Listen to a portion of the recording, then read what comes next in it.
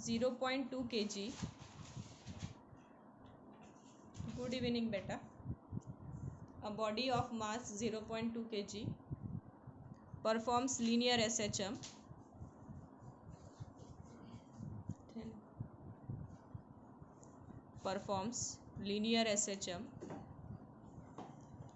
It experiences a restoring force.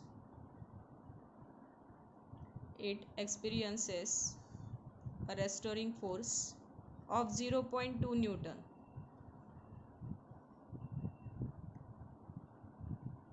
When its displacement from the mean position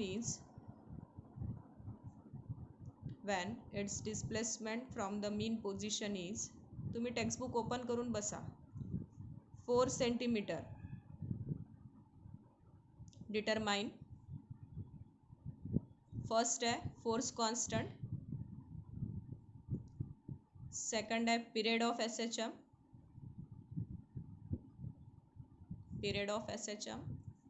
third है acceleration of the body when its displacement from the mean position is 1 centimeter. Acceleration of the body when its displacement from the mean position is 1 centimeter. ठीक आहे. हे बघा आता problem मध्ये given काय आहे तुम्हाला. What is given. A body of mass 0.2 kg. Mass दिलेला आहे तुम्हाला बॉडीचा 0.2 kg. Performs linear SHM. It experience a restoring force of 0.2 newton. Force कितीचा एक्सपिरियन्स करतोय तो 0.2 न्यूटनचा. When its displacement from the mean position is 4 centimetre. काय असेल डिस्प्लेसमेंट फ्रॉम मीन पोझिशन. मी ॲम्प्लिट्यूड राहील आणि डिस्प्लेसमेंट राहील ना. That is x is equals to 4 centimetre. आता हे किलोग्राममध्ये आहे, हे न्यूटनमध्ये आहे, तर सेंटीमीटरचे कशात कन्वर्ट करावं लागेल तुम्हाला मीटरमध्ये. That is 4 into 10⁻⁻² metre. 100नी डिवाइड होईल. ठीक आहे. नंतर when its displacement from the mean position is 4 centimetre. Determine force constant. Force constant is denoted by कशाने डिनोट होतो फोर्स कॉन्स्टंट. के नी. K is equals to how much. Then period of S H M. That is time period काढायचा आहे तुम्हाला S H एमचा.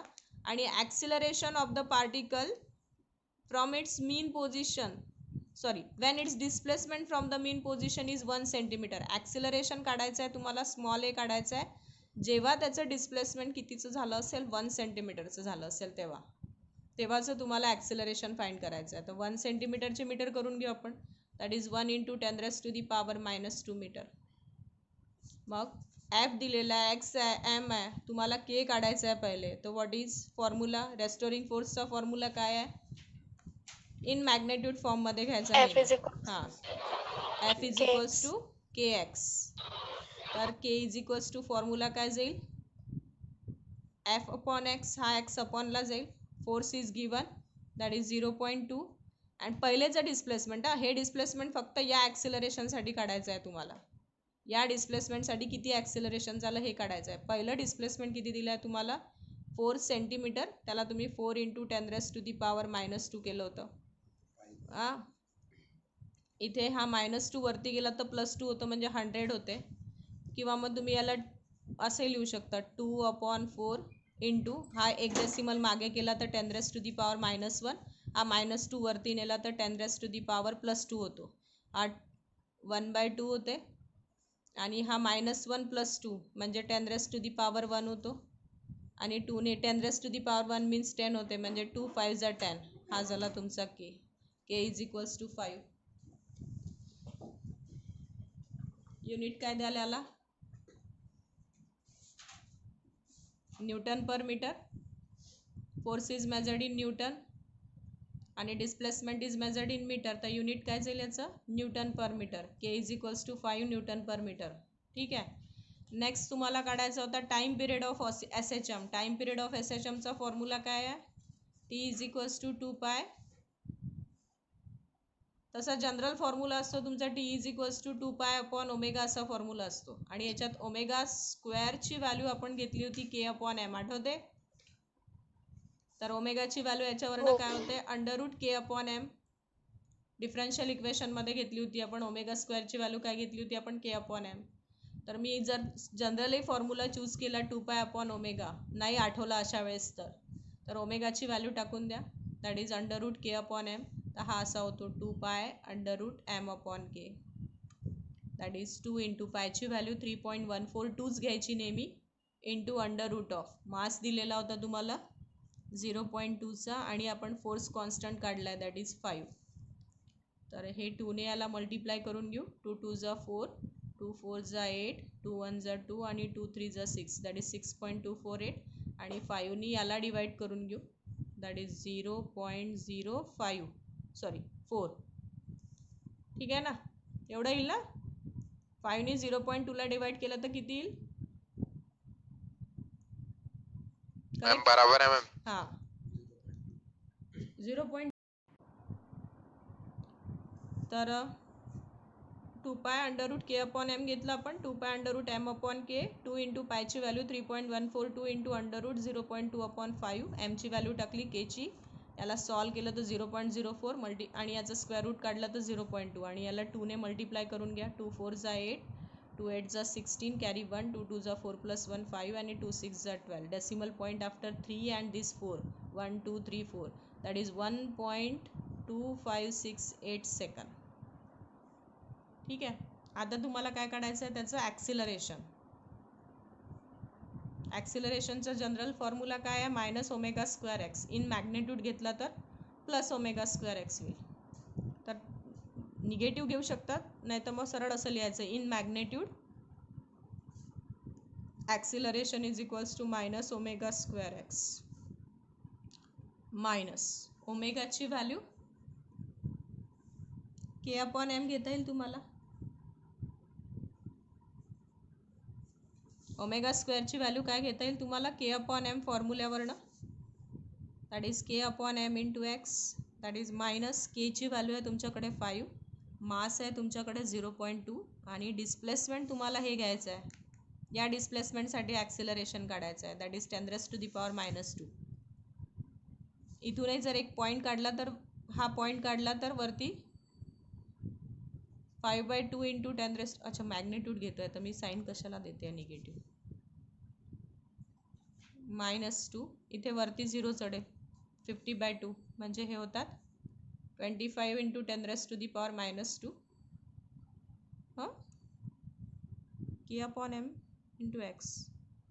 k is 5, 0.2 आणि 0.04साठी displacement काढलं. तुम्हाला सांगितलं होतं त्यांनी 1 सेंटीमीटरसाठी काढा. हां, हे रॉंग आहे, मग याच्यात आन्सर रॉंग आहे हे. तर हे जातं 0.25 ॲक्सिलरेशन मेजर्ड इन मीटर/सेकंड². हां, त्यांनी जर याच्यासाठी त्यांनी आपल्याला इथे विचारलं आहे, acceleration of a body van it's displacement from the mean position is 1 centimetre. इथे स्पेशली दिलेलं आहे तुम्हाला. नसतं दिलं तर मग आपण त्या डिस्प्लेसमेंट 4 सेंटीमीटरसाठी काढलं असतं, यांनी 4 सेंटीमीटरसाठी काढलं आहे. आपल्याला 1 सेंटीमीटरसाठी विचारलं होतं त्यांनी, आणि 1 सेंटीमीटरसाठी त्याचं ॲक्सिलरेशन किती होते, 0.25. हे -2 असे घेता येईल, 25 डिवायडेड बाय 10⁻². 10⁻² म्हणजे होतात 100, म्हणजे डेसिमल पॉईंट किती येतो, 2+ नंतर, दॅट इज 0.25. ठीक आहे. कॅल्क्युलेशन आले का लक्षात?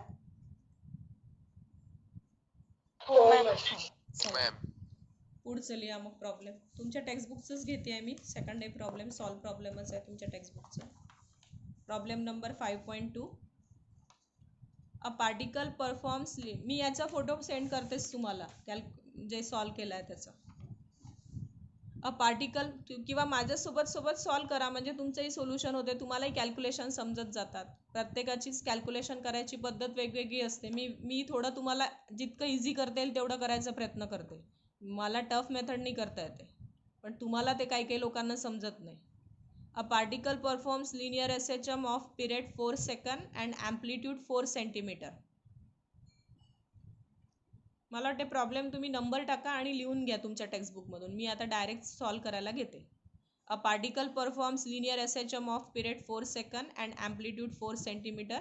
Find the time taken by it to travel a distance of 1 centimeter from the positive extreme position. Particle कुठून स्टार्ट करतोय, मूव कुठून करतोय पार्टिकल. येस मॅम सॉल्व करत आहे. Positive extreme position. बरं ठीक आहे, करते मी फोटो सेंड. हां, एक्स्ट्रीम पोझिशन पासून तो मूव करतोय. मी थोडं असं घेते याला.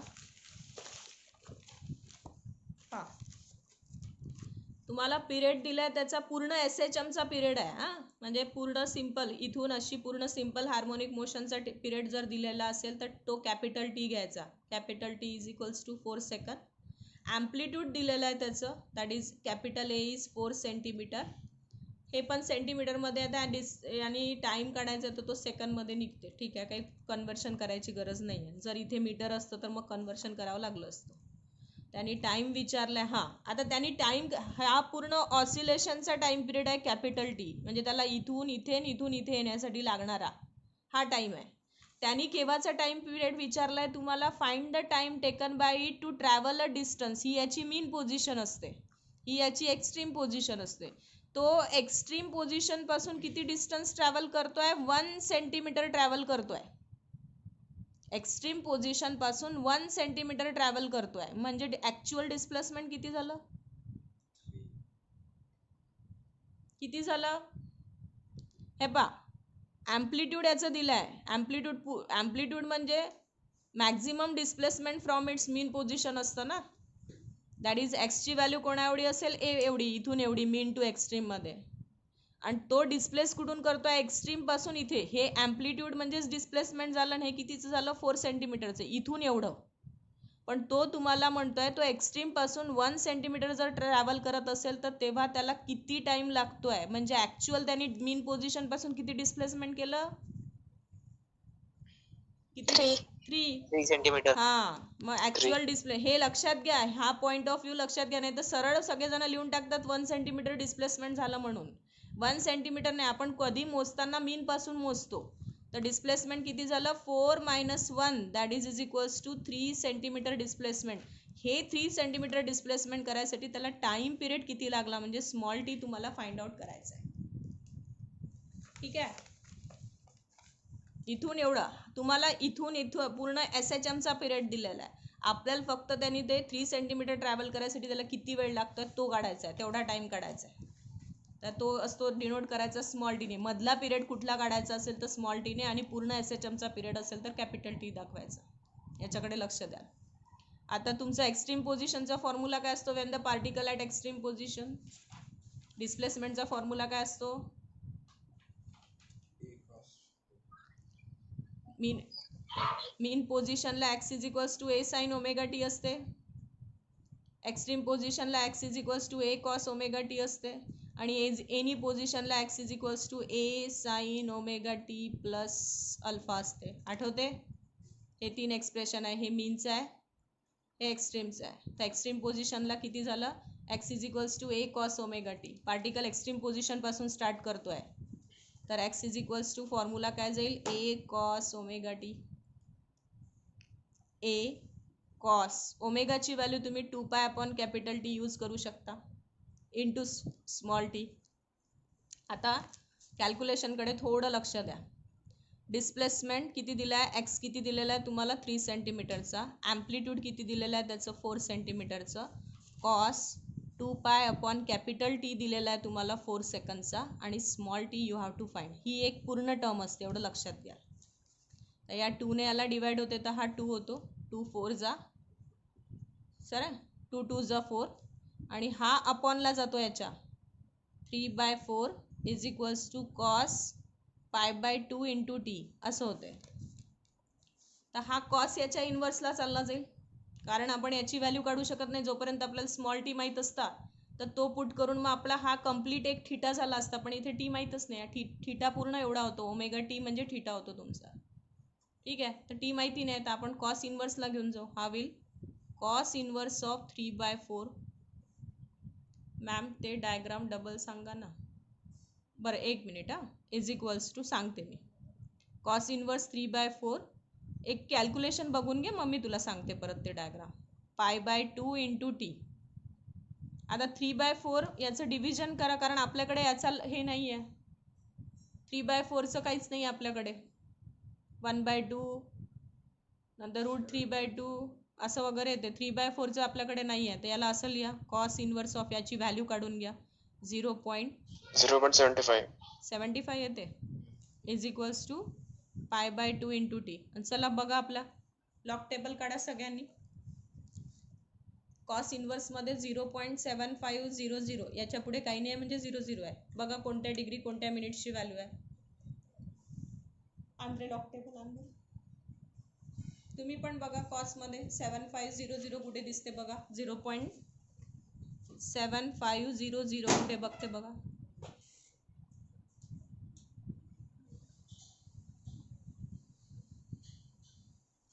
दिसली कोणत्या डिग्री मध्ये आहे?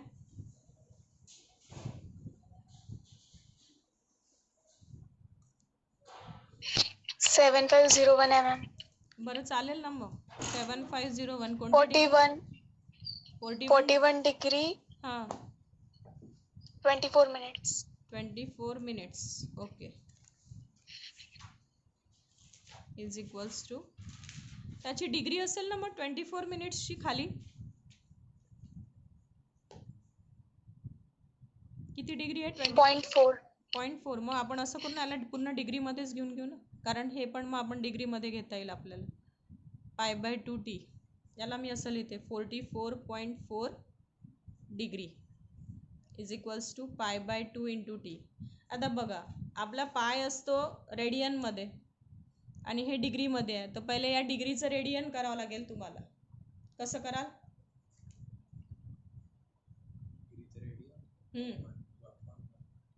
काय करतो आपण डिग्रीचं रेडियन करायला? 180 डिग्रीचा पाय रेडियन होतो ना.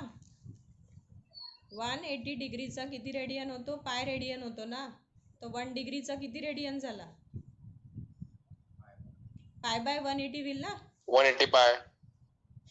नाही रे, पाय अपॉन 180 जाईल ना. हो, एका डिग्रीमध्ये 180 डिग्रीमध्ये पाय रेडियन होतात आहे, तर एका डिग्रीमध्ये किती रेडियन? तर आपण काय करू, 180 ने डिवाइड करू ना.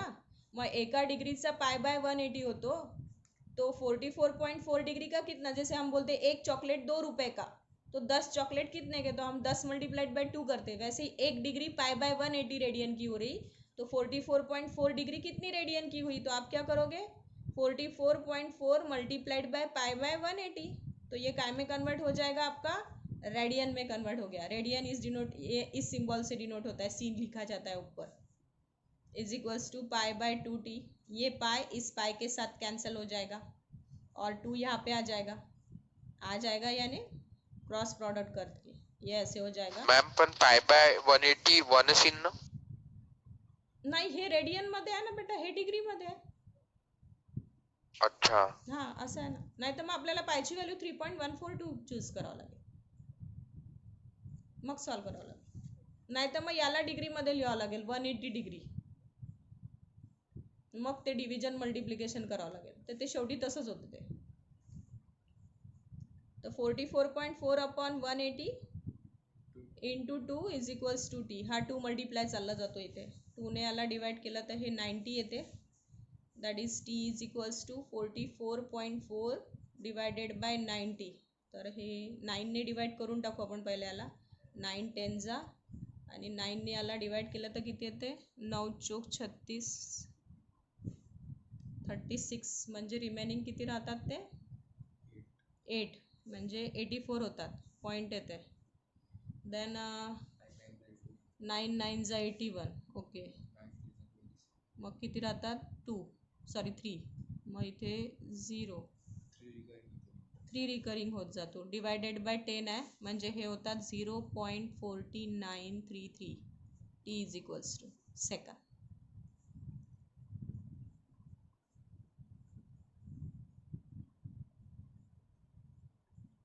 आलं का कॅल्क्युलेशन, लक्षात आलं का?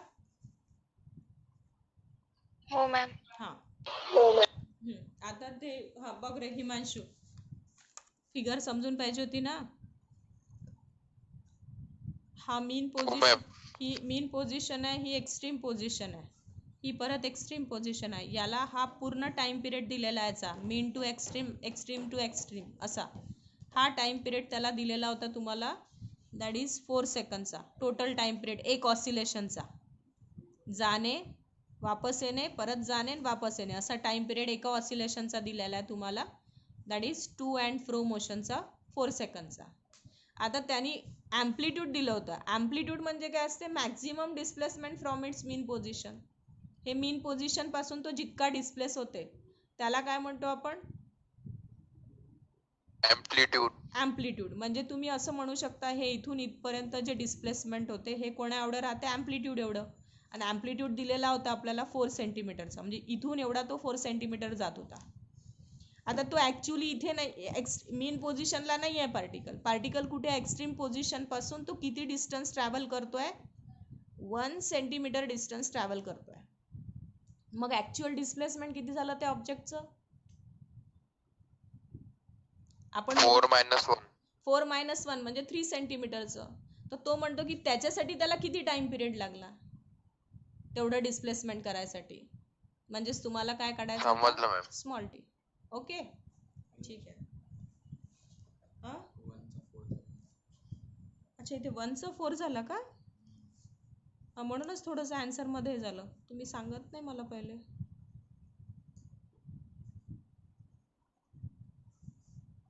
इथे 1 पाहिजे. 41 डिग्री 4 मिनिट्स आलं होतं ना ते? 41.4 डिग्री आलं होतं ना? हां, मग थोडंसं मला करत जाणं बेटा, सांगत जाणं. मी इकडे 44 पाहिले तर मला इथे 44च राहिले डोक्यात. आता मग फरक पडेल ना आन्सरमध्ये. म्हणजे इथे किती उरले होते आपले?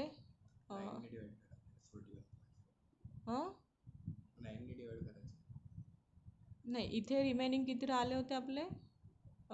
4 9 36 ना? 36 म्हणजे 4 आणि 1 5 54 आले होते ना? हां, मग 4.6 येते. 9 सख 54 डायरेक्ट येते 4.6. म्हणजे हे येतात 46 डिग्री. 33 नाही आहेत, 46 डिग्री येतात. ठीक आहे.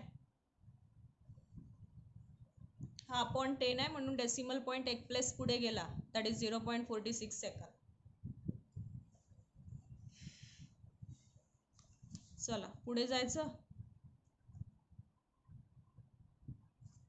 पुढे. हो मॅम. हां, हो चला. Ma'am.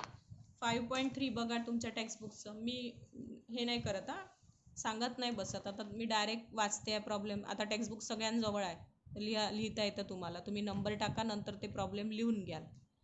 A particle performing linear SHM with a period of 6 second is at the positive extreme position at t is equals to 0.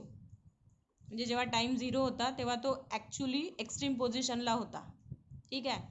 आणि तो टोटल त्याला SHMसाठी जो टाइम पिरियड लागतो आहे, म्हणजे फुल टाइम पिरियड ऑसिलेशनचा, तो म्हणजे कोणता झाला तुमचा? Capital T. मी इथे लिहिते capital T is equals to 6 second. Problem number 5.3. तो म्हणतोय एक्स्ट्रीम पोझिशनला असताना टाइम 0 आहे. The particle is found to be at a distance of 3 centimetre from this position at time t is equals to 7 second. म्हणजे जेव्हा तो time 7 सेकंडचा होतो आहे तेव्हा तो किती डिस्टन्सवर प्रेझेंट आहे? 3 सेंटीमीटरच्या डिस्टन्सवर प्रेझेंट आहे. म्हणजे त्याचं डिस्प्लेसमेंट किती आहे? पहा, इथं होता तो t इज इक्वल्स टू 0.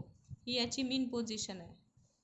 तो सुरुवात एक्स्ट्रीम पासून करतो आहे आणि ट्रॅव्हल करत करत येतो आहे. किती डिस्टन्स ट्रॅव्हल करतो आहे? 3 सेंटीमीटरचं डिस्टन्स ट्रॅव्हल करतो आहे. हे तुमचं displacement, maximum displacement from its mean position is amplitude, जे गिवन दिलेलं नाही आहे. असं समजा की हे इथून एवढं डिस्टन्स किती आहे? ए आहे. तो 3 सेंटीमीटर किती टाईममध्ये कवर करतो आहे? That is t is equals to 7 सेकंडमध्ये. Small t is equals to 7 सेकंडमध्ये. तर ॲक्च्युअल डिस्प्लेसमेंट किती गेलं सांगा मग आता? A - -3. Correct. x is equals to a -3. आता ते मी इथे लिहिते, ते तुम्हाला अजून दिसणार नाही काय लिहिलं म्हणेल मॅडमने, गिचड मिचड. ठीक आहे. आता तो म्हणतोय फाइंड द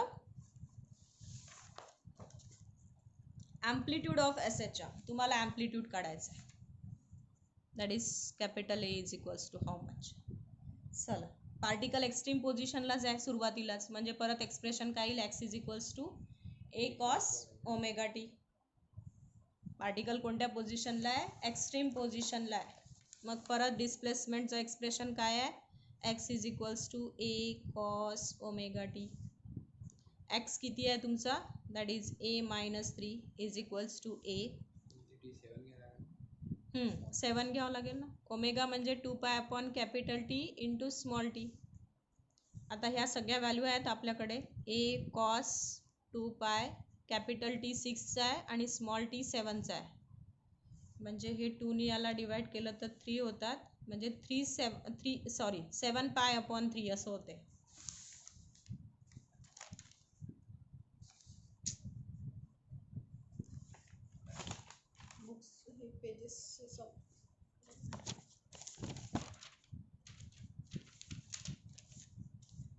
हां पा a cos 2 pi upon 6 into small टीची व्हॅल्यू 7, 2ने याला डिवाइड केलं तर 3 आले, म्हणजे हे आलं तुमचं a minus 3 is equals to a cos 7 pi by 3. ठीक आहे, हे 7 पाय बाय 3 आणि हा a अपॉनला जाऊ शकतो याच्या, that is a minus 3 upon a is equals to cos 7 pi by 3. आता time t is equals to 0, तो स्टार्टिंगलाच एक्स्ट्रीम पोझिशनला आहे.